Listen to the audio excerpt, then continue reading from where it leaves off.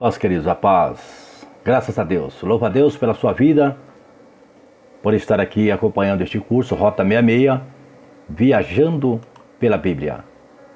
Hoje nós vamos estudar aqui a aula de número 11, uma aula muito rica, onde nós vamos aprender muito acerca da palavra do nosso Deus. Nós aprendemos a aula passada sobre o arco-íris, Noé descendo ali da arca e Deus ordenando e Deus fazendo aliança com Noé. Agora vamos ver a vida de Noé depois que ele desce ali do Monte Ararat. Capítulo 9, versículo 20 a 21 diz: Sendo Noé lavrador, passou a plantar uma vinha, bebendo do vinho, embriagou-se e se pôs nu dentro de sua tenda. Nós observamos que agora Noé ele está no pé do Monte Ararat. Ele, como lavrador, ele planta a sua vinha, mas ele embriaga-se com seu vinho, com as uvas. E não somente isso, mas ele se pôs nu. Mas ele estava dentro de sua tenda. Isso é muito importante a gente frisar que ele estava dentro de sua tenda. Mas o que aconteceu posteriormente? Nós vemos que Noé, o seu filho Cã, seu filho Jafé e seu filho Sem, seus 3 filhos. Despertando Noé do seu vinho, soube o que lhe fizera o filho mais moço, e disse: Maldito seja Canaã, seja servo dos servos a seus irmãos. Nós observamos aqui que ele amaldiçoou Canaã. E ele soube que lhe fizera. O que ele fez? Qual foi o pecado? O que o filho de Noé fez de tão grave que merecesse uma maldição tão severa ali? Vamos estudar sobre esse assunto. Vendo a nudez do pai, nós observamos hoje, nós vivemos no século 21, que até o pai, ele toma banho com o seu filho. Hoje não é tão ridículo, né? A gente ver um pai com seu filho, tomando banho com o filho, a sua mãe, como nos dias de Noé. Então nós temos que entender aqui o contexto histórico, o que a história diz. Então, vamos tentar entender o que foi tão grave. Diz aqui a resposta número 1, que poderia ser estímulo homossexual pelo pai. Um estilo homossexual. Será que era um estilo homossexual pelo pai? Será? Eu acho pouco provável. Mas a resposta 2 é molestado sexualmente o pai. Será que ele molestou o seu pai para que ele pudesse receber ali esta maldição tão dura? Será? A resposta 3 é relações sexuais com a mãe. Por quê? Baseado em quê? Vemos em Levítico, capítulo 18, versículo 7, que diz assim: Não descobrirás a nudez de teu pai e de tua mãe. Ela é tua mãe. Não descobrirás a sua nudez. Aqui em Levítico, na lei, muito tempo depois, o contexto aqui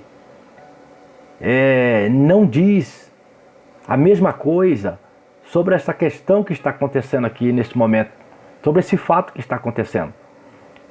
Relacionar Levítico 18, versículo 7, a este caso que está acontecendo, eu acho que é um erro muito grande, um erro teológico muito grande. Por quê? Porque se a questão foi descobrir a nudez do pai fosse ele ter relação sexual com a sua mãe, mas a Bíblia diz que ele se embriagou e estava nu. Então a questão era ele, não era a sua esposa, né? Então é muito pouco provável, talvez nada de probabilidade. Mas se não será que o que foi tão grave? Nós sabemos que nessa época a nudez era levada assim, sabe, de uma forma muito séria. Você lembra quando Adão ele ele se apresenta no pecado, a Bíblia diz que ele viu que estava nu. E o que ele fez? Ele pegou folha de figo e tentou se cobrir. Então vê que a nudez ali já é algo que não é coisa boa. Nós vemos que entre os judeus a nudez é coisa séria. Interessante que Lameque, quando Adão morre, Lameque, o pai de Noé, estava com 56 anos. 56 anos ele estava quando Adão morre. Então você observa que desde Adão até Lameque, que é o pai de Noé, ele estava contando, ele deve ter contado também que ele se viu nu. Então Noé sabia que a nudez aqui é algo terrível, né? Então não poderia perdoar. Olha aqui, ó, Adão, Sete, Enos, Cainã, vai vendo aqui Enoque, vai indo, ó. Lameque, ó. Quem é Lameque? Lameque é o pai de Noé. Noé teve Sem, Cã e Jafé. Quem foi que fez essa atrocidade? Cã. Mas observamos aqui que quando morre Adão, mostrei para você se é o que eu tenho aqui, e dei um print aqui para você entender melhor. Sete tinha 800 anos. Sete está aqui, ó. Enos tinha 695 anos. Vai olhando aqui, ó. Cainã, vai olhando, vai olhando. Matusalém. Olha Matusalém onde está aqui, ó. Matusalém morreu com 969 anos. Mas Matusalém tinha 243 anos quando morre Adão. Olha para você ver onde está aqui, ó. Lameque. Lameque é o pai de Noé. Então Lameque tinha 56 anos. Olha para você ver que coisa tremenda. Então Adão estava aqui falando para Lameque, contou a história para Lameque. É por isso que eu vou repetir mais uma vez sobre as altas idades. Por que as altas idades? Uma das coisas importantes sobre as altas idades é passar essa cultura, né? Passar a história oral, porque não tinha escrita, para a sua posteridade. E nós observamos aqui que Noé, ele sabia disso, que a nudez era uma coisa muito séria. E além disso aí, o seu filho Cã, além de ver, ele não ficou ali entre quatro paredes. Se a Bíblia diz que ele estava na sua tenda, embriagou, estava nu, mas na sua tenda. Então ele entrou ali naquele lugar onde estava seu pai, no seu quarto, ali.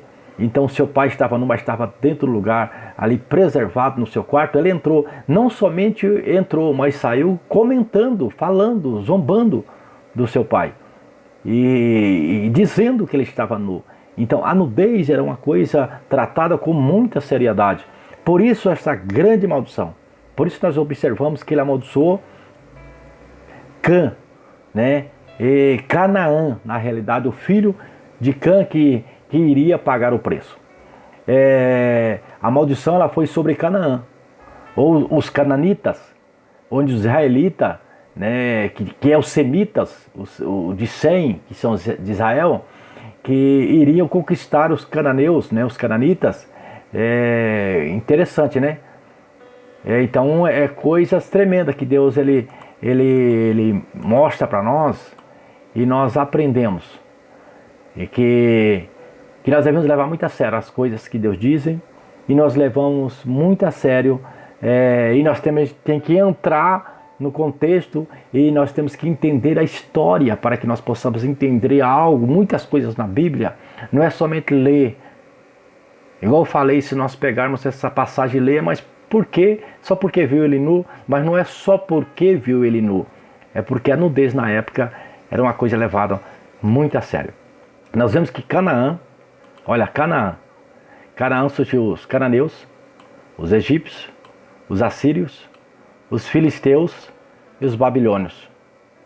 Os cananeus foram onde que o povo de Deus ele foi conquistar, né, ali aquela terra que nós vamos estudar para frente. Os egípcios, que deram muito problema também para Israel. Os assírios também, que no ano de 722 levou o reino do norte, né, para a Síria, e foram pessoas também que ficaram no encalço ali de Israel. Os filisteus, que você sabe, o gigante filisteu, e várias passagens na Bíblia dizendo dos filisteus que perseguiam o povo de Deus. E também a Babilônia, que nós sabemos que eles foram em 586 a.C. levados pelos babilônios para o cativeiro. E nós vemos que de Sem e Jafé, olha o que aconteceu, né?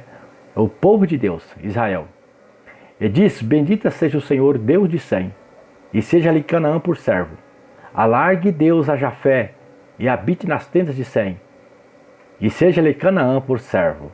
Olha, observamos que de Sem sai a genealogia, a linhagem do Cristo, através de Sem, que é os semitas. E nós vemos aqui que em Gênesis capítulo 10, versículo 6, e os filhos de Canaã são Cush, que é Etiópia, de Misraim, que é o Egito, de Put, a Líbia também, e Canaã. Nós vemos que são os filhos de Cã. Olha, Noé, passado o dilúvio, viveu ainda 350 anos. Todos os dias de Noé foram 950 anos e morreu. Sempre termina e morreu. Porque depois do pecado de Adão, todos morreram. Como Jesus disse, né? Todos teriam que morrer. Agora nós vamos aqui estudar um pouco sobre nações. De Gênesis capítulo de número 10, fala de várias nações. Várias nações. Nós observamos aqui também que Gênesis 10 deveria ser depois de 11, do Gênesis 11. Porque aqui está falando de nações, mas na realidade as nações e línguas vai surgir a partir do capítulo 11 da Torre de Babel. Mas o capítulo 10 já está falando de nações. Está falando de nações.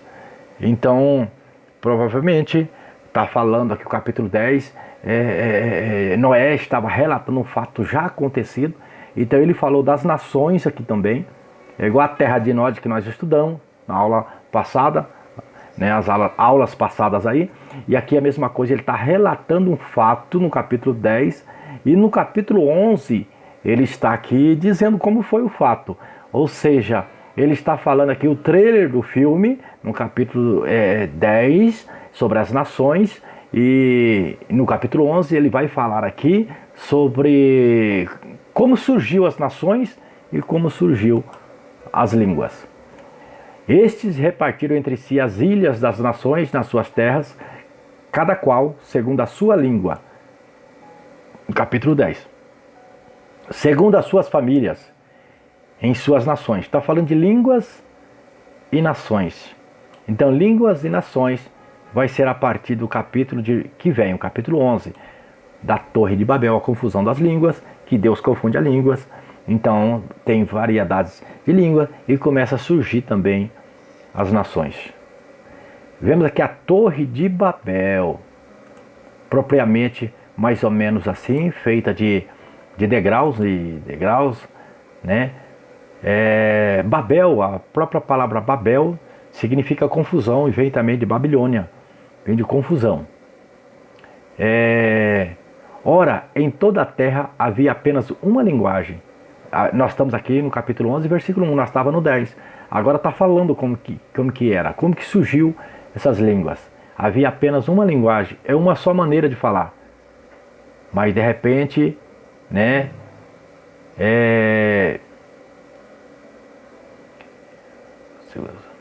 interessante que capítulo 10, versículo 5, nós acabamos de ler agora, que estes repartiram entre si as ilhas das nações nas suas terras, cada qual segundo a sua língua, segundo a sua família, em suas nações. E aqui nós estamos vendo como que vai ser.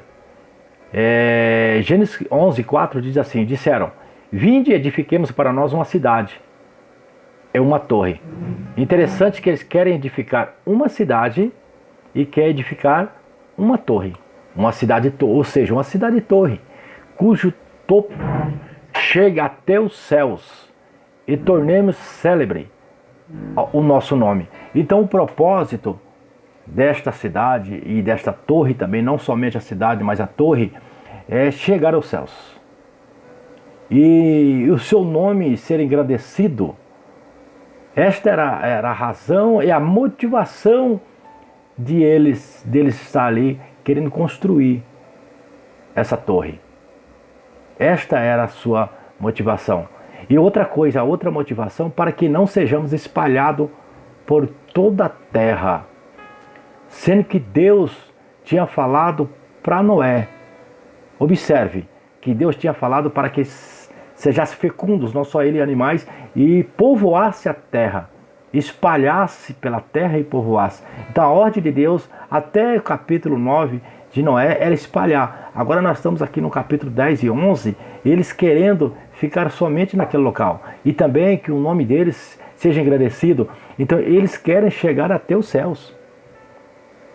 Eles querem conquistar os céus. E eles querem fazer aqui essa torre para que ele chegue até os céus. A Bíblia diz que por isso se chamou o seu nome Babel, porquanto ali confundiu o Senhor a língua de toda a terra, e dali o espalhou o Senhor sobre a face de toda a terra. Interessante aqui que a motivação desses homens e como eles se unem para que pudesse chegar até a terra, até os céus. Como eles querem conquistar os céus. Como que as pessoas se unem para o mal. Como que se unem ali para fazer a maldade. Quando nós olhamos e observamos aqui, mas por que eles querem chegar até os céus? Hoje nós olhamos aqui no século 21, nós entendemos que a distância dos céus, a ciência nos explica. Mas na mentalidade deles, na realidade, na época, eles achavam que os céus não passavam de 2.000 metros, ou seja, 2 quilômetros. Então não é difícil chegar até os céus.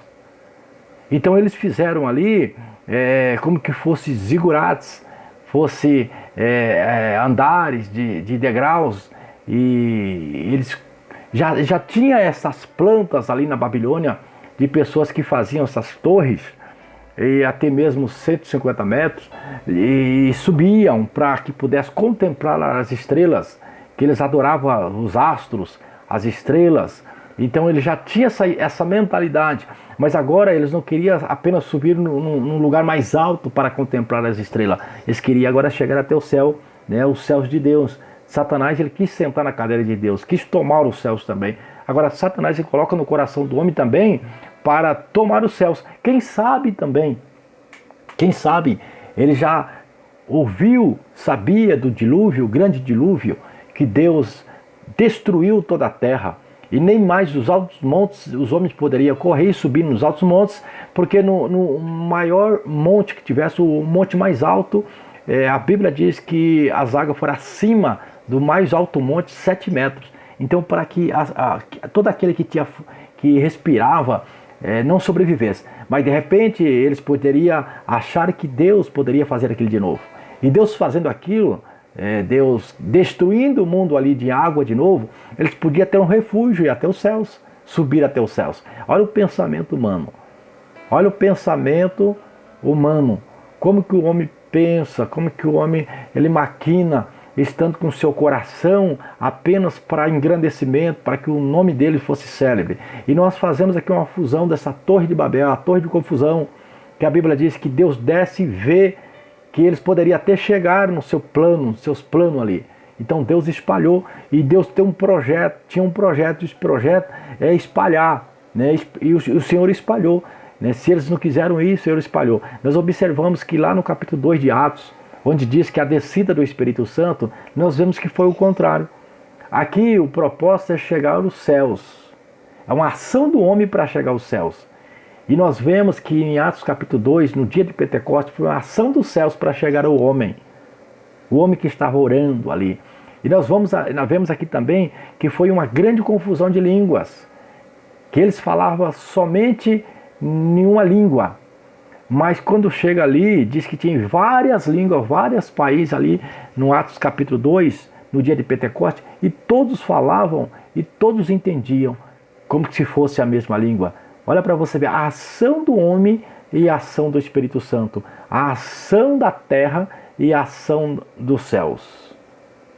Nós vemos ali, nós vemos aqui a diferença de quando nós somos agidos pelos céus e quando nós queremos agir, conquistar os céus, conquistar as coisas de Deus da nossa maneira. do nosso jeito. Ainda diz que eles quiseram fazer uma cidade e a torre. Quando nós falamos de cidade, quando falamos de cidade, falamos de construir um mundo, sabe? O mundo sem Deus. Você vê que Caim, ele fala sobre a cidade. Ele faz a cidade. Quando ele vai para a terra de Nod, a primeira coisa que ele faz é uma cidade. Quando fala de cidade, é fazer um mundo. Mas um mundo paralelo, um mundo sem Deus. E aqui de novo eles querem fazer cidade, e não só cidade, mas uma cidade-torre, um zigurate, que eles possam chegar até os céus. E que o nome deles seja nome célebre, nome importante, nome conhecido, fama. Eles ficaram famosos, sim. Mas a fama é a ruína deles. Muitas vezes a fama é a nossa própria ruína. É a fama, querer ser famoso, querer ser celebridades. Quantos que tentaram ser célebre, ter celebridade, ser famoso e cair na sua própria astúcia. Mas Deus não nos chamou para ser famoso. Mas apesar que Deus ele pode nos tornar reconhecido. Uma coisa é você ser famoso, uma coisa é ser reconhecido. E quem nos reconhece é Deus, quem nos justifica é Jesus que nos justifica, é Jesus que te justifica. Espero que você tenha entendido esta aula, né? Que Deus abençoe grandemente a sua vida e fica com Deus aí. Eu espero você ali na próxima aula, onde estaremos fazendo aqui a aula de número 12, tá bom? Que Deus abençoe a sua vida em nome de Jesus. Amém.